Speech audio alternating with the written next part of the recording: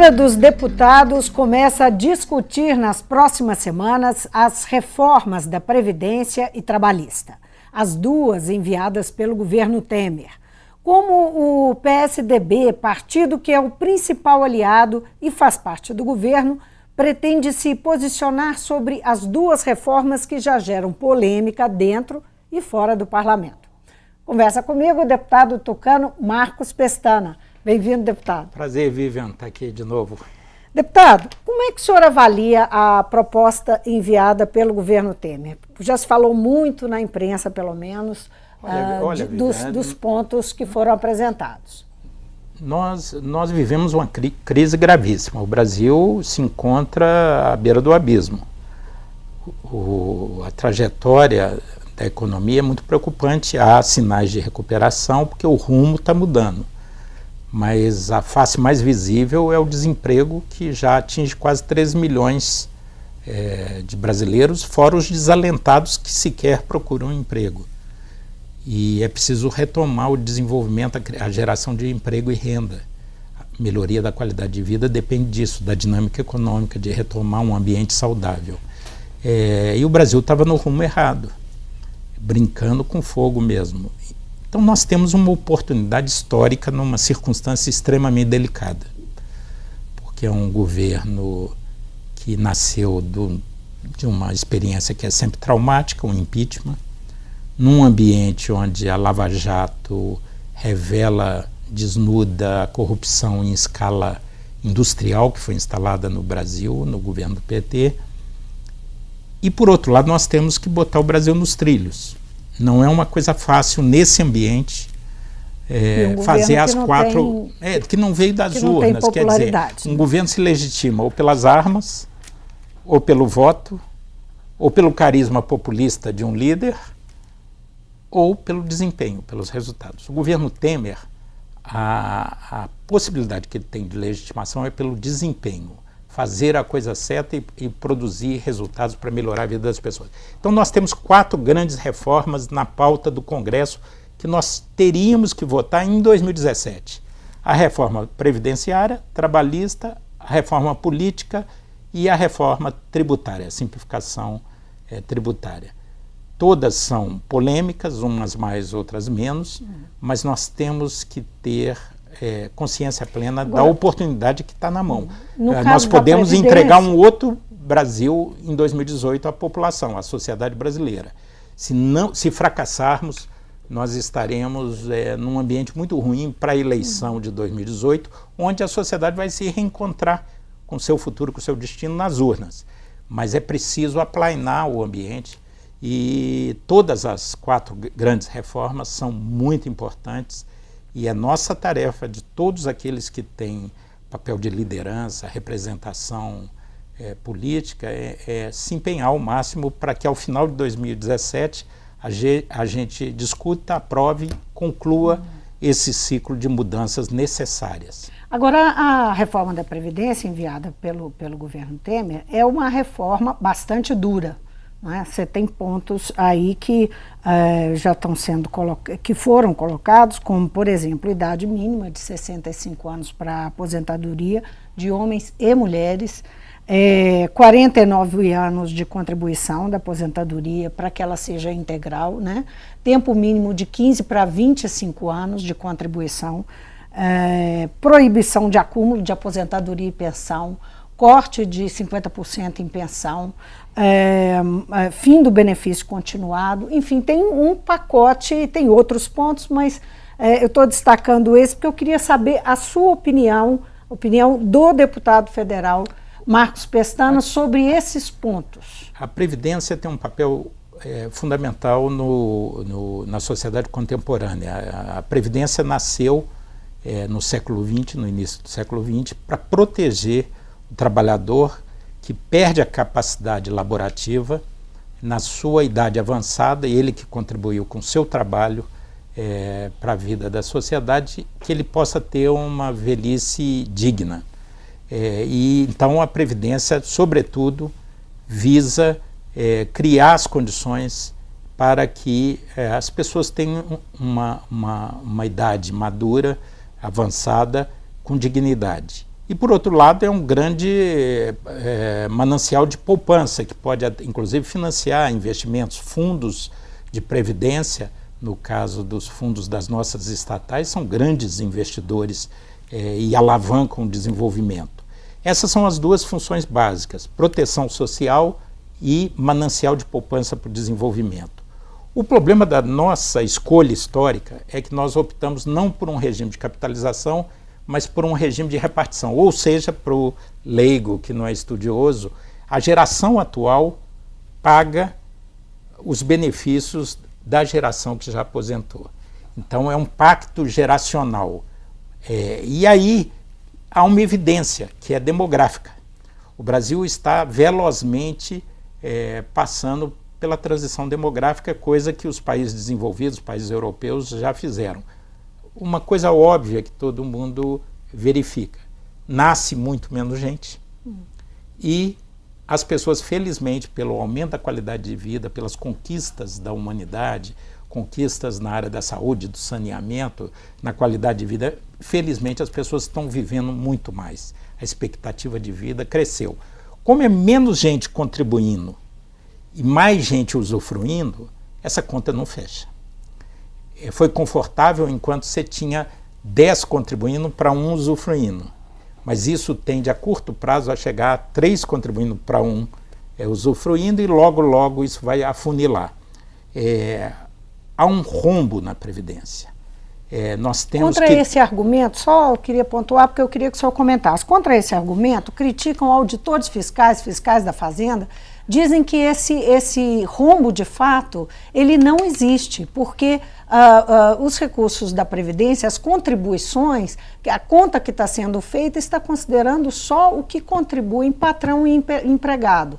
As outras contribuições previstas constitucionalmente não entram nessa conta, porque há, inclusive, uma série de isenções que são feitas de contribuições que deviam participar.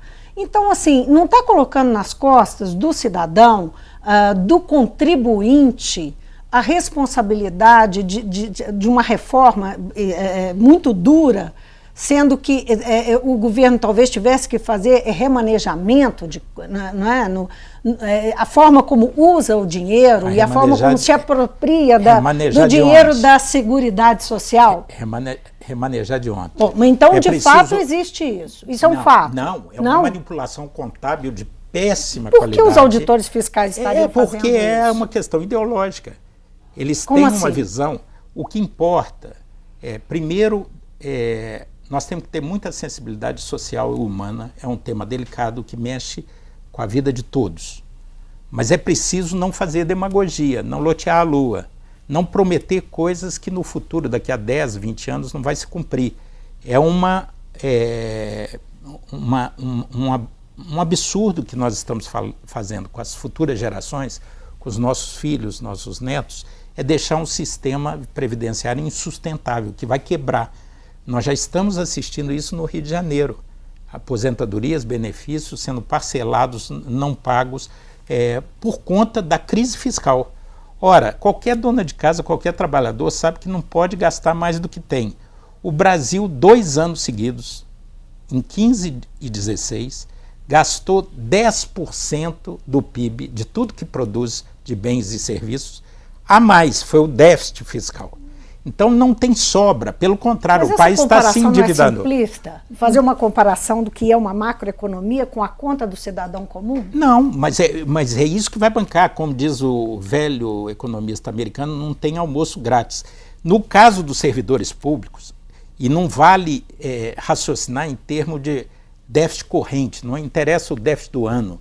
Em Previdência tem que se falar em déficit atuarial, ou seja, quanto a gente precisa nos próximos 10, 20, 30, 50 anos para honrar os compromissos assumidos. Quanto? No caso dos servidores públicos, somando municípios, estados e governo federal, militares e civis, essa conta vai ao número absurdo de 13 trilhões e 700 bilhões de reais. O que é isso? 2 PIBs, 2. 2 anos de tudo que a sociedade produz. No caso, são 137 orçamentos do Ministério da Saúde, para se ter ideia. Então, esse é o rombo que está colocado só na Previdência Pública, sem falar do regime geral do INSS. Então, alguém vai pagar essa conta.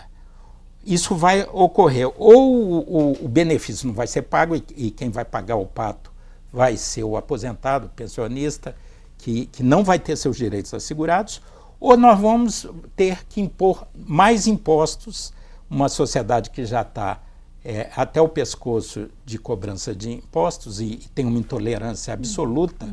Então, assim, não tem almoço grátis. No caso do setor público, os fiscais, no caso da iniciativa privada, tem razão.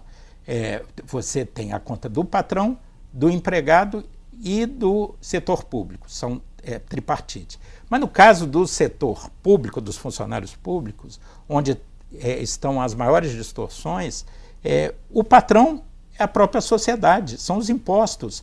Não tem mágica. De onde vai sair? Da saúde, da educação, da assistência social? Quer dizer, se raciocina abstratamente com o conceito de orçamento de seguridade social e não com o conceito de déficit atuarial, da necessidade que se tem de uma bolada que a gente não imagina. Eu quero que vocês acreditem, eu estudo esse tema há muito tempo. A Constituição vai quebrar. É só mas uma você tem alguma imagem, dúvida? não é na prática, ela não é usada, mas não se aplica. Não, na hora vem a crueldade dos números. Né? Você tem que chegar a um ponto, e é o que a gente está vendo no Rio de Janeiro, é só a ponta do iceberg. O Brasil vive uma grave crise fiscal. Então, não adianta fazer demagogia, prometer às pessoas aquilo que é inalcançável. Nós temos que ter muita responsabilidade, calibrar. Eu sou de duas comissões especiais da reforma política e da reforma previdenciária. É preciso muito carinho, muito respeito aos direitos da Câmara, que estão processando essa reforma. Acompanhe de perto a do mercado de trabalho e a tributária.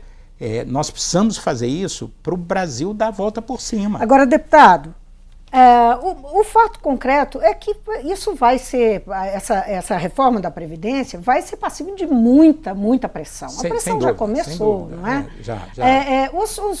A base está tranquila em relação a isso? Nós estamos na fase... Essa reforma não tem nada para ser mexida? Claro que não vai é? Porque ser. 49 anos para se aposentar mas integralmente, isso olha, isso é por uma exemplo, loucura. Né?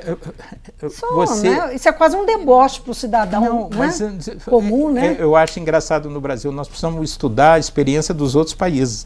Por exemplo, se fala que na idade mínima de 65 anos, sabe quantos países na América Latina não têm idade mínima? Só Brasil e Equador. Todos os outros têm. Então nós estamos falando do Chile, do México, estamos falando só de países desenvolvidos, onde é 65 anos. Nós temos aposentadorias no setor público, e as pessoas estão... Não há uma condenação moral a quem usufruiu das regras do jogo vigente, as regras vigentes. Então, assim, mas tem aposentadoria com 42, 45, 46 anos. Quer dizer, como a expectativa de vida vai aí a 75 anos e em algumas fatias da população a 80, 85 anos, essa conta... Não tem mágica, isso é que nós precisamos ter muita sensibilidade social, ao mesmo tempo fugir da demagogia e do populismo, porque nós não podemos enganar as pessoas, porque daqui a pouco vai quebrar e não vai ter para ninguém. Como é que o senhor acha que o Congresso vai agir agora, à base do governo Temer, da qual o senhor faz parte? Em fevereiro nós instalamos a comissão e começamos a fase das audiências públicas. Então, nós estamos ouvindo a sociedade, os mais diversos segmentos, especialistas no tema. Eu acho que vão ocorrer várias mudanças na regra de transição, em vários pontos na questão dos benefícios sociais continuados para pessoas com deficiência e idosos. O próprio PSDB... A questão das pensões. As pensões... Essa redução para 50%, uma viúva passa a ter direito a só 50%. Mas a gente se espanta, mas no mundo inteiro é assim, a pensão não é integral. Sim, Sim, vamos estudar os modelos do mundo inteiro, porque se pressupõe a existência de outras rendas. Agora, daí um corte, o corte seria ainda muito maior. Porque hoje é preciso, a população mais pobre não é que aposenta precocemente com altas somas. O trabalhador mais pobre aposenta muito tarde e com salário mínimo. Então, um sistema previdenciário ele tem que ser justo e sustentável. Eu queria que vocês absorvessem isso. Não vão são sustentáveis os que são mais pobres? Não, pelo contrário. Não, de forma alguma. Por que não? Porque ele está mexendo exatamente, equalizando as regras do jogo. O trabalhador de baixa renda da iniciativa privada está havendo uma convergência dos sistemas, do sistema público, onde há aposentadoria integral, e eu sou servidor público, estou falando isso com a maior clareza e honestidade intelectual. É insustentável, não é justo e é insustentável. Se a gente fizer a reforma da Previdência, o país vai poder voltar a crescer. Nós vamos ter um cenário de médio e longo prazo mais alvissareiro. Hoje o mundo inteiro olha com o Brasil com desconfiança. Nós temos um alto risco de insolvência fiscal, se nada for feito. Paralelamente, você tem que modernizar o mercado de trabalho, porque nós estamos com a CLT lá da década 40. Em prática, vem aí a reforma trabalhista na forma de um projeto de lei, né, que também já começa a tramitar, que já tem, você tem uma economia comissão especial. Qual que é a expectativa dessa? Olha, nós estamos ancorados na CLT, que cumpriu um papel histórico lá na década de 40 do século XX. Mas hoje a economia é dinâmica e flexível, ela é segmentada, ela é fatiada, ela tem múltiplas faces, o trabalho é flexível. Então, a rigidez das regras impede o aumento da produtividade e a geração de empregos. Nós precisamos dar liberdade ao trabalhador e ao empregador para negociarem e estabelecerem, tem que acabar essa coisa do Estado-mãe, paternalista, preciso deixar aflorar a energia da sociedade. Então, o trabalho intermitente, por exemplo, um restaurante, terça, quarta e quinta ele precisa de 10 garçons, mas na sexta, no sábado e domingo precisa de 20. E a nossa legislação não permite, não é flexível a ponto de incorporar as necessidades de uma economia, o trabalho intelectual que é feito em casa, o trabalho flexível que hoje nós temos na economia de serviços, na era da internet. Então, assim, agora, o mundo mudou. Acredita que a liberdade, o senhor falou em liberdade do patrão e a liberdade do empregado, né, do trabalhador. O senhor acredita que essa liberdade realmente tem uma isonomia de liberdade, que essa legislação, essa flexibilidade vai permitir essa isonomia de liberdade? O projeto prevê a formação de representação na fábrica. A legislação, ela pretende proteger o trabalhador de uma relação que é desigual. É naturalmente desigual a relação de trabalho, não é? De capital e trabalho. Mas os sindicatos estão aí para isso. Mas os sindicatos têm força para isso? Tem. É preciso confiar na capacidade de negociação. Há uma desconfiança. A velha cultura paternalista. Então vamos pôr todo mundo dentro do aquário e proteger. Claro tem força mesmo? O mundo inteiro tem. Nós estamos falando agora, nós estamos falando do Brasil. Eu sei, mas é preciso comparar um pouco. Por que nós estamos indo mal?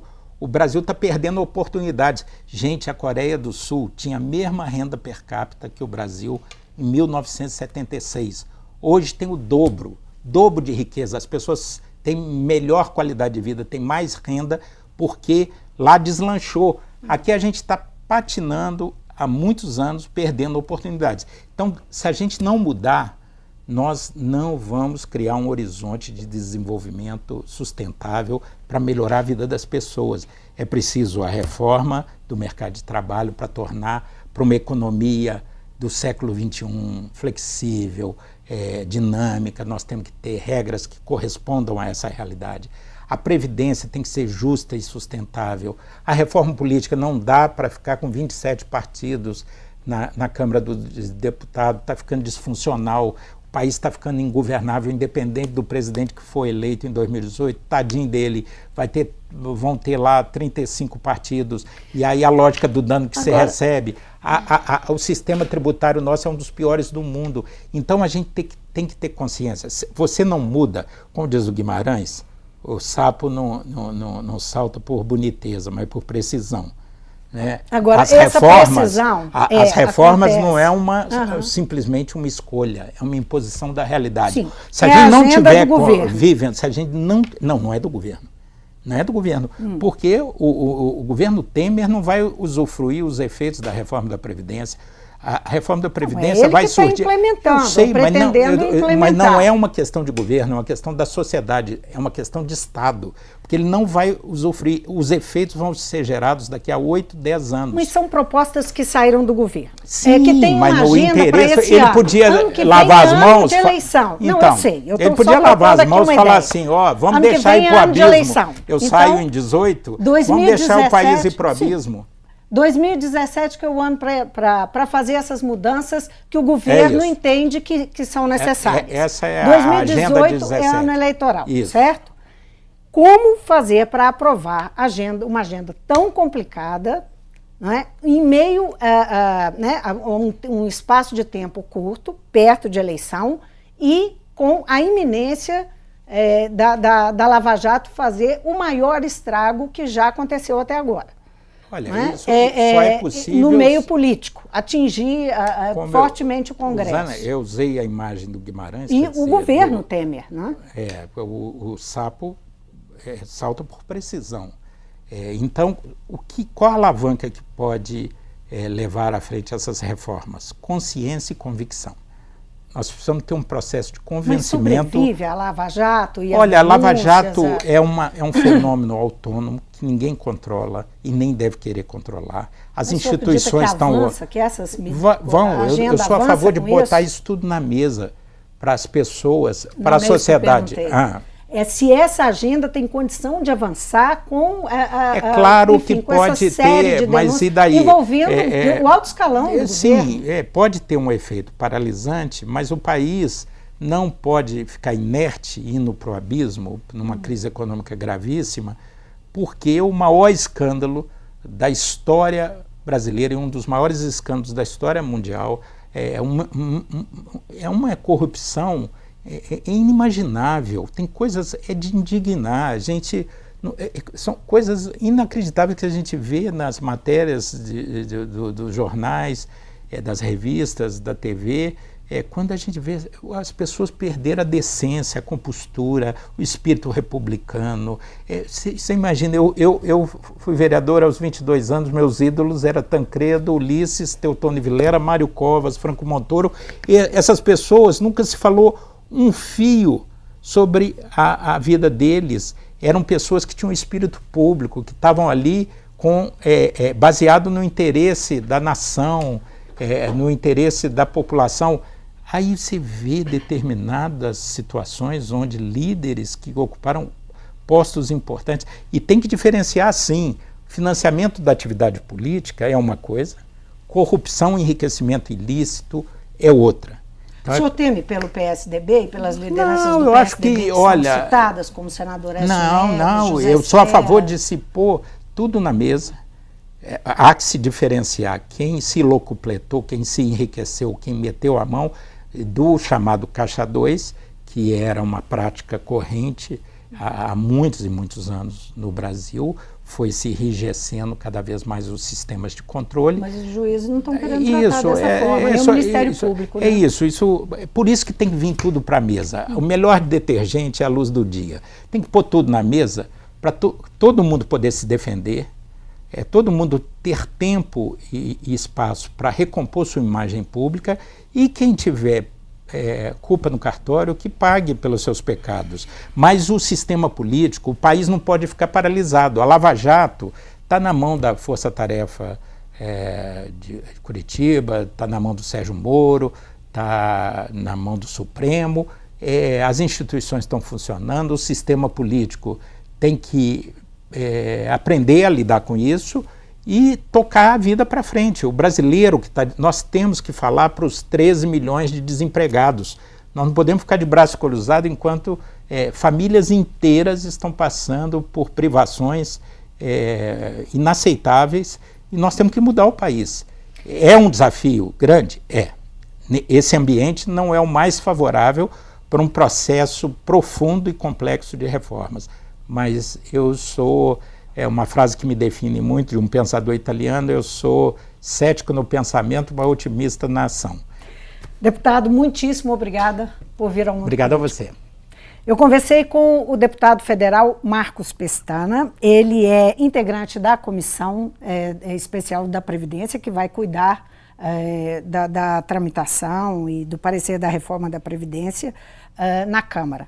E nós conversamos aqui sobre a reforma, especialmente sobre a reforma da Previdência, que é a mais polêmica delas, também um pouco sobre a reforma trabalhista, e a perspectiva do mundo político em Brasília, do Congresso Nacional, no momento em que fervem as denúncias da Lava Jato e no momento muito delicado do início da tramitação dessas reformas. O Mundo Político fica por aqui. Obrigada por nos acompanhar e até o próximo programa.